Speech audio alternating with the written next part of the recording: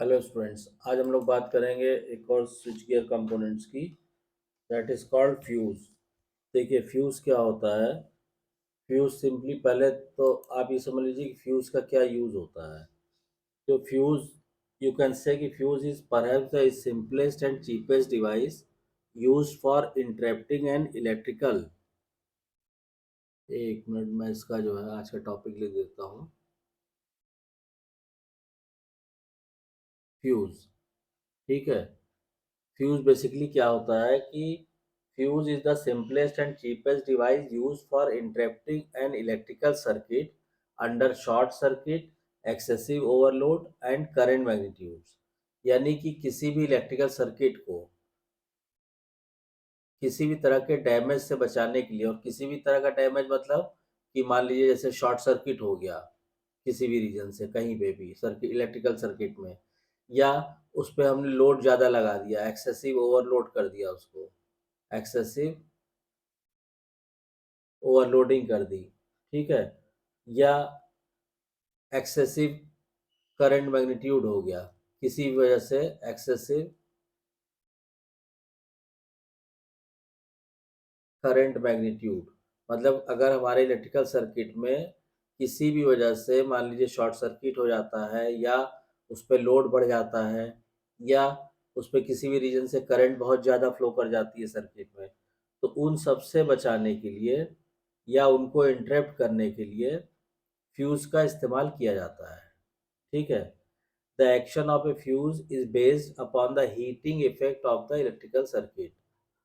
Fuse का जो action होता है या फ्यूज जो काम करता है, वो काम करता है हीटिंग इफेक्ट पे।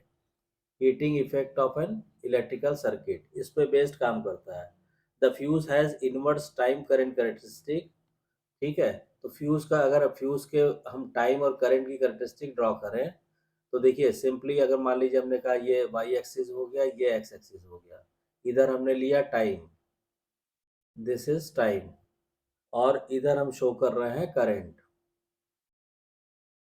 आई, ये हो गया करंट इन एम्पियर्स हो गया, और इधर हमने टाइम दिखा दिया किसमें, सेकेंड्स में, ठीक।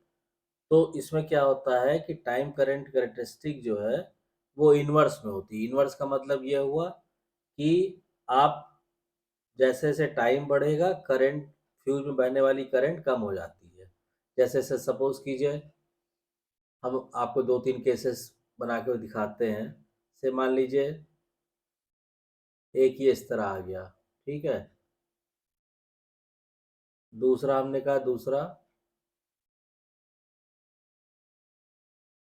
इस तरह हो गया, ठीक है। तीसरा हमने कहा कि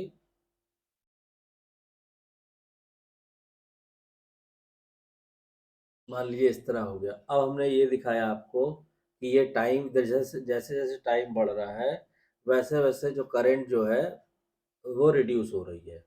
अब ये अलग अलग जो हमने बनाए हुए हैं, जैसे मान लीजिए सपोज कीजिए ये जो ये है 200 एम्पियर का फ्यूज, ठीक है। और कम का आप करेंगे तो इधर करंट का मैग्नीट्यूड भी कम हो जाएगा। ये है सपोज कीजिए 100 एम्पियर का फ्यूज, ठीक है। और कम का हमने किया तो मान लीजिए ये है हमारा 50 एम्पियर का फ्यूज। तो इस तरह से फ्यूज के कर में बहने वाली जो करंट होती है वो टाइम के साथ साथ कम होती जाती है। तो इसीलिए कहते हैं कि the fuse has inverse time current characteristic, ठीक है। अब इसमें क्या होता है कि फ्यूज के अंदर जो पार्ट एक्चुअली मेल्ट करता है और सर्किट को ओपन कर देता है, ठीक है, that is known as fuse element. तो फ्यूज आप लोगों ने देखा भी होगा कई बार घर वगैरह पे, इलेक्ट्रिकल इक्विपमेंट्स या फ्यूज वगैरह को आपने सही किया होगा, तो फ्यूज में वो पार्ट जो है ज़्यादा करंट बहने पे मेल्ट कर जाता है, the part which melts and open the circuit, उसको हम क्या बोलते हैं, उसको हम बोलते हैं फ्यूज एलिमेंट, ठीक है। तो फ्यूज के अंदर वो पार्ट जो मेल्ट करता है और सर्किट को ओपन कर देता है, उसको हम बोलते हैं फ्यूज एलिमेंट। अब इसके कुछ एडवांटेज और डिसएडवांटेज होते हैं फ्यूज के, वो आप जान लीजिए। पहले हमने बात की एडवांटेजेस की कि फ्यूज यूज करने के क्या फायदा है, तो हमने कहा एडवांटेजेस। ठीक, तो अब इसके एडवांटेजेस क्या हैं? सबसे पहला तो अभी जो हमने आपको लिखा था कि प्रोटेक्शन डिवाइसेस में सबसे चीप डिवाइस है, it is the cheapest form of protection. तो इसमें आप लिख सकते हैं कि ये डिवाइस सबसे ज़्यादा चीप है, ठीक, बहुत सस्ती पड़ती है। दूसरा क्या है, इसमें कोई मेंटेनेंस की ज़रूरत नहीं होती है, नो मेंटेनेंस इज़ रिक्वायर्ड। खाली एक सिंपल फ्यूज एलिमेंट ही होता है, वो मेल्ट कर जाता है, मान लीजिए बेकार हो गया, आप दूसरा फ्यूज एलिमेंट लगा दीजिए, तो नो मेंटेनेंस रिक्वायर्ड। तीसरा क्या इसका फायदा है कि its operation is inherently completely automatic unlike A circuit breaker which requires N elaborate equipment for automatic action. तो फ्यूज में क्या होता है कि इसका जो ऑपरेशन है वो पूरा ऑटोमेटिक है, इसमें किसी और सर्किट या एक्सटर्नल मींस की जरूरत नहीं पड़ती है इसके ऑपरेशन के लिए। अगर इसको आप सर्किट ब्रेकर से कंपेयर करेंगे तो सर्किट ब्रेकर में तो आपको एक एलोबरेटेड इक्विपमेंट की जरूरत पड़ती है, लेकिन फ्यूज में ऐसा कुछ नहीं होता, तो इसका टोटल पूरा ऑपरेशन जो है वो ऑटोमेटिक होता है। नेक्स्ट एडवांटेज क्या है कि it interrupts enormous short circuit currents without noise, flame, gas और स्मोक। मतलब कि जैसे शॉर्ट सर्किटिंग होती है तो it can interrupt number of short circuit currents without any noise, flame, gas और स्मोक। तो बिना किसी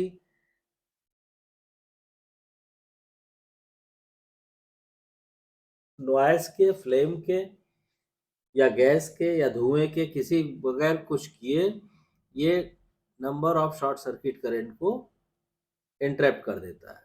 ठीक है, इसको आप लिख सकते हैं इंटरप्ट्स शॉर्ट सर्किट्स। ठीक है, तो ये मेन एडवांटेज है फ्यूज को अगर हम यूज करते हैं तो। अब इसके जब एडवांटेज तो ठीक है, अब इसके कुछ डिसएडवांटेजेस भी हैं फ्यूज यूज करने के। डिसएडवांटेज की हम लोग बात करेंगे तो डिसएडवांटेज क्या क्या है? पहला तो ये है कि considerable time is lost in rewiring और replacing a fuse after operation. तो जैसे मान लीजिए आफ्टर ऑपरेशन मतलब कि हमने किसी इलेक्ट्रिकल सर्किट में फ्यूज लगाया हुआ है और ड्यू टू शॉर्ट सर्किट और ड्यू टू एक्सेसिव ओवरलोड या ड्यू टू एक्सेसिव करंट वो फ्यूज जो है, फ्यूज एलिमेंट मेल्ट कर गया, ठीक है, पिघल गया, मतलब सर्किट ओपन हो गया। तो दोबारा से सर्किट को क्लोज करने के लिए हमको उस फ्यूज एलिमेंट को हटा के एक नया फ्यूज एलिमेंट या रिवायरिंग करनी पड़ेगी। तो इसमें क्या होता है, इसमें टाइम लॉस होता है। ठीक है, तो इसी को डिसएडवांटेज इन्होंने लिखा है कि कंसिडरेबल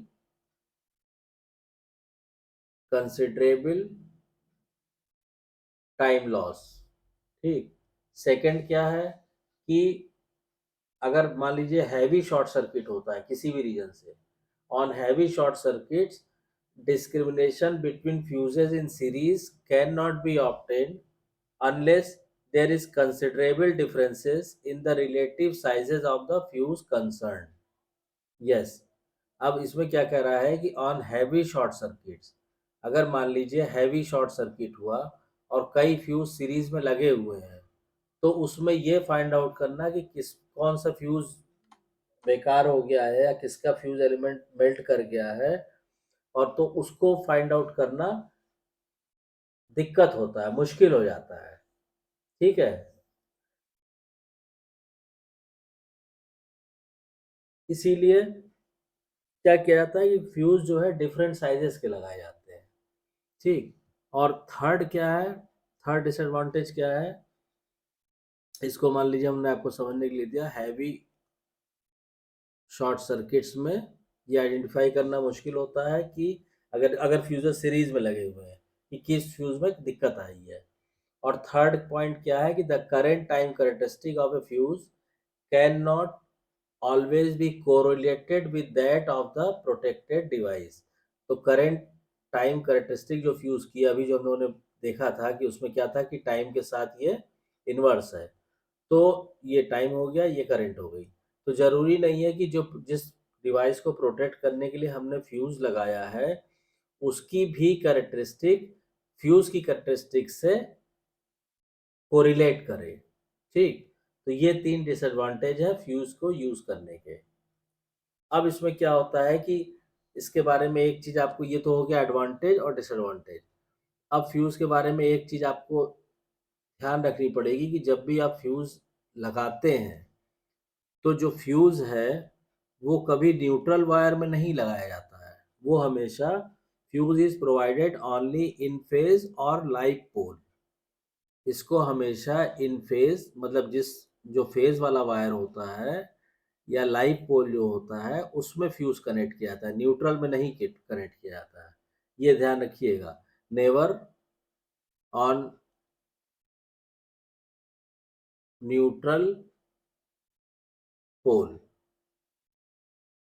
ठीक है? ये चीज़ बहुत इम्पोर्टेंट है ध्यान रखने वाली कि फ्यूज़ हमेशा कनेक्ट किया जाता है लाइन करंट उसमें वायर में जिसमें फेज़ आ रहा हो। न्यूट्रल वायर में नहीं कनेक्ट किया जाता है। ठीक है? अब इसमें हम लोग बात करेंगे कि there are different types of fuse unit. इसको हम लोग नेक्स्ट वीडियो में डिस्कस करेंगे कि टाइप्स ऑफ फ्यूज़ यूनिट क्या होते हैं और उसके बारे में डिस्क्राइब करेंगे। तो आई होप कि आपको फ्यूज़ का बेसिक कॉन्सेप्ट समझ में आ गया होगा। अगर इसके रिगार्डिंग कोई कन्फ्यूज़न है या कोई डाउट है तो प्लीज़ कमेंट लाइन में कमेंट करके पूछिए। और अगर आपको वीडियो कंटेंट पसंद आ रहा है तो वीडियो को शेयर कीजिए, लाइक कीजिए, चैनल को सब्सक्राइब कीजिए और नोटिफिकेशन बेल को ज़रूर ऑन कर दीजिए ताकि नेक्स्ट वीडियो की इन्फॉर्मेशन आपको टाइम से मिल सके। Thank you.